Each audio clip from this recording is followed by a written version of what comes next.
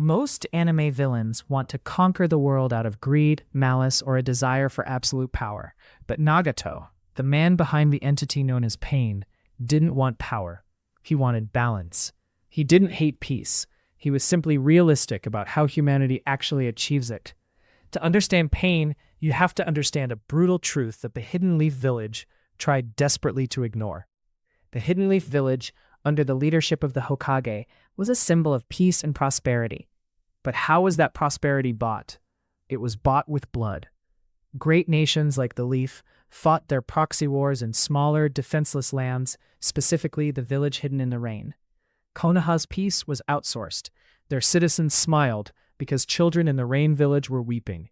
Nagato realized early on that the justice of the strong is always built on the suffering of the weak. When Nagato lost his parents, and later his best friend Yahiko, to the endless crossfire of the great nations, his worldview shattered. He realized that human beings are fundamentally incapable of mutual understanding. Kindness breeds sacrifice, which in turn breeds hatred. If someone hurts you, you want revenge, but your revenge hurts someone else, triggering a never-ending cycle. Nagato saw that the world was trapped in a loop of generational trauma, and words alone could never break it. So what was his solution? It wasn't to end the war with love.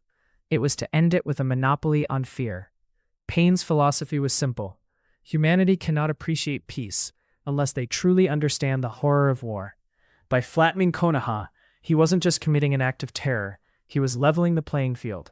He was forcing the powerful to experience the exact same agonizing grief they had inflicted on the powerless for decades. It was a forced equality through shared trauma. He famously said, "Those who do not know true pain can never know true peace." And looking at history, he wasn't entirely wrong. Humanity rarely stops fighting because they choose to. They stop because the cost of fighting becomes too terrifying to bear. Pain wasn't just an antagonist. He was a mirror, forcing the heroes to look at the blood on their own hands.